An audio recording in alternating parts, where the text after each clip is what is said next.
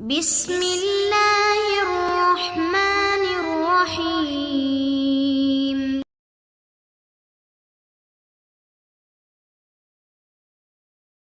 Hadis terakhir pada sore hari ini, Al-Hadithur Rabi' wa Thalathun, hadis yang ke-34. An Muawiyah bin Al-Hakam As-Sulami radhiyallahu anhu qala, "Baina ana usalli," ketika saya salat ma'a Rasulillah bersama Rasulullah sallallahu alaihi wasallam, tiba-tiba atasa rajulun, bersin seorang laki-laki minal qaum, dari qaum. Fakultu, maka saya mengatakan, yarhamukallah, mudah-mudahan Allah merahmati engkau. Padahal ini sedang salat ya. Faramanil qaum, maka kaum itu melemparkan kepada saya bi absarihim, pandangan mereka. Jadi melototi. Ini karena hadisnya panjang, kita langsung ambil beberapa faedah ya. Faedah pertama, ini sahabat Nabi Muawiyah bin Hakam tampaknya baru saja masuk Islam sehingga nggak paham kalau sholat itu tidak boleh ngomong. Maka ketika ada orang bersin, dia mendoakan, yarhamukallah.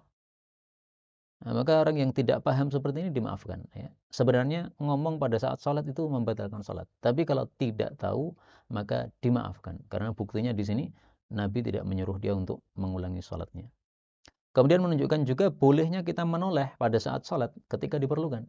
Ini para sahabat semuanya pada melototi orang yang sedang ngomong tadi. Nah, sholat menoleh begini gimana? Boleh ketika apa? Diperlukan. Nabi juga pernah melakukan pada waktu perang. Kemudian beliau singgah di suatu lembah. Kemudian tidur malam di situ. Nah, beliau suruh dua orang sahabat Nabi untuk berjaga di ujung lembah. Supaya nanti kalau ada yang menyerang itu ketahuan. Musuh ada yang menyerang ketahuan. Nah, pas sholat subuh, Nabi itu sholat sambil melirik-lirik ke arah kanan, ke arah kiri. Melihat mana sahabatku yang saya kirim menjaga kok belum muncul. Kembali ke sini, fakultu, maka saya mengatakan, wa thukla ummiyah. Celaka ibu saya, masya'nukum, apa kondisi kalian? Tangduruna ilayya, kalian malah melihat kepada saya. Dia malah ngomong lagi. Faja'alu, maka mereka berbuat, yadribu nabi aidihim, memukulkan tangan-tangan mereka, ala afkhadihim, pada paha-paha mereka. Jadi disuruh diam dengan cara ditepuk begini. Dan ini menunjukkan bolehnya gerakan yang sedikit pada saat sholat ketika diperlukan. Adapun gerakan yang banyak tidak boleh. Jangan percaya ketika ada seorang mengatakan, katanya ketika HP ada di kantong kita, kemudian ada yang SMS, boleh kita ambil, boleh kita jawab SMS. Ini membatalkan sholat kayak begini, nggak boleh. Adapun kalau HP-nya berdering, mengganggu sholat jamaah, kita matikan dengan gerakan sedikit, sekali aja gini, nggak ada masalah. Ya. Kalau menjawab SMS ini gerakan yang sangat banyak, ini berapa kali dudul hurufnya itu. Nah, ini batalkan sholat. Karena katanya ada yang berfatwa boleh, itu ngawur, itu fatwa ngawur ya. Orang yang belum berhak berfatwa tapi berani-berani berfatwa. Falamma, maka tatkala ra'aituhum, aku melihat mereka, yusammitunani, mereka mendiamkan saya, lakinni sakatu, akan tapi saya ini diam. Maksudnya adalah ketika mereka mendiamkan saya, maka saya membatin dalam hati, kenapa kalian tuh menyuruh saya diam? Saya ngomong kan perlu kan, nggak ada masalah. Tapi dia tidak berani ngomongkan lagi, dia hanya membatin saja. Maka dia mengatakan lakinni sakatu, akan tapi saya diam, artinya saya tidak mengungkapkan dengan kata-kata, tapi hanya dalam hati saja. Jadi di sini ada kata yang terhapus ya, tapi sudah bisa dipaham. Falamma, maka tatkala telah salat Rasulullah sallallahu alaihi wasallam, fa bi abi huwa wa ummi. Ini kalimat tambahan saja ya, maksudnya untuk penguatan. Sungguh betul-betul ma raaitu, aku tidak melihat mualliman, seorang pengajar, qablahu, sebelum Nabi, wala ba'dahu, tidak pula setelah Nabi, ahsana ta'liman minhu, yang lebih bagus pengajarannya daripada Nabi sallallahu alaihi wasallam. Nah, bagaimana bagusnya Nabi mengajar? Itu bisa dilihat satu kitab berjudul An-Nabiyyu Mu'alliman. Nabi sebagai seorang pengajar, karya Syekh Abu Ghuddah rahimahullahu ta'ala, kitab yang sangat bagus. Fawallahi, maka demi Allah, maka haroni, beliau tidak menghardik saya, wala darabani, tidak memukul saya, wala syatamani, tidak mencela saya. Nah, maka pendidikan yang bagus seperti ini.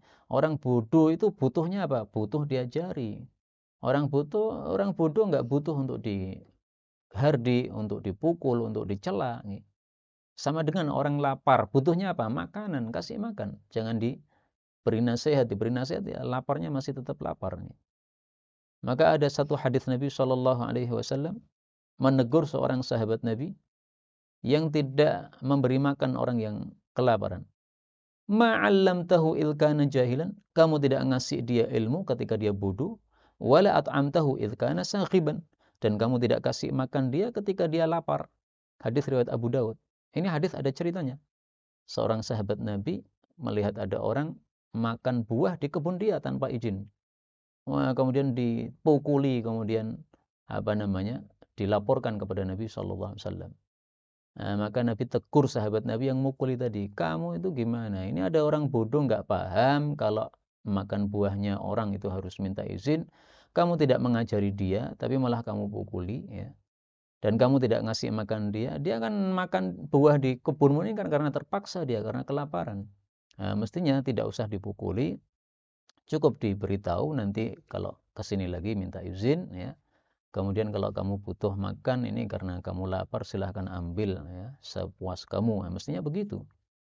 Maka Nabi tidak mengobati kebodohan dengan marah-marah, tapi mengobati kebodohan dengan diberi pengajaran. Qala, beliau mengajarkan, inna hadhihi shalah, sesungguhnya salat ini la yasluhu fiha, tidak pantas padanya, maksudnya tidak halal, tidak boleh padanya syai'un, sesuatu pun min kalamin nas, dari perkataan manusia. Jadi maksudnya ngobrol kepada manusia tidak boleh. Makanya yarhamukallah gak boleh. Kenapa? Karena artinya mudah-mudahan Allah merahmati kamu yaitu manusia. Adapun kalau orang bersin mengucapkan subhanallah, gak ada masalah.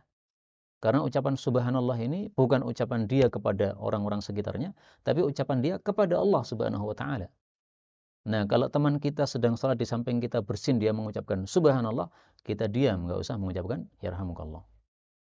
Apa dalilnya bersin boleh mengucapkan subhanallah? Nabi mengatakan innama huwa, tiada lain salat itu at-tasbih, isinya adalah tasbih, wat takbir, dan takbir, wa qiraatul Quran, dan membaca Quran. Hadis riwayat Muslim. Maksudnya salat itu isinya ini dan semisalnya. Ya. Jadi bukan berarti salat hanya boleh 3 ini, selain 3 ini nggak boleh, bukan. Ya. Karena di dalam salat kita juga membaca selain tasbih, selain takbir, selain baca Quran. Misalnya sami Allah liman hamidah, nah itu tahmid ya. Rabbana walakal hamdu, kita membaca tahmid, membaca tasmi', kita membaca tahiyatulillah. Nah, itu semuanya bukan tasbih takbir, tapi diperbolehkan karena termasuk zikir-zikir kepada Allah Subhanahu wa taala. Ringkasnya, zikir kepada Allah itu yang hanya diperbolehkan di dalam salat. Allah mengatakan dalam Al-Qur'an, wa aqimis salata li dzikri. Dan tegakkanlah salat untuk zikir kepada saya. Surah Thaha ayat 14. Inilah kaum muslimin rahimakumullah, hadis-hadis yang dapat kita pelajari pada hari ini. Benarnya dari Allah Ta'ala, dan apabila ada salahnya, fa astaghfirullahal azim li wa lakum, walhamdulillahi rabbil alamin.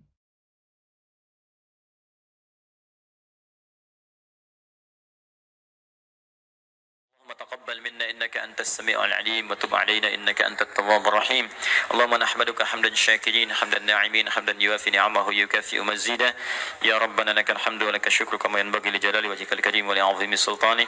اللهم صل وسلم وبارك على رسولك الكريم نبينا محمد وعلى آله وصحبه أجمعين. اللهم اجعلنا من أهل القرآن waj'alil Qur'ana sahiban lana fid dunya wa syafi'an lana fil akhirah. Ya Allah, jadikan kami termasuk ahli Al-Qur'an. Jadikan Al-Qur'an sebagai sahabat kami di dunia, syafaat bagi kami di akhirat.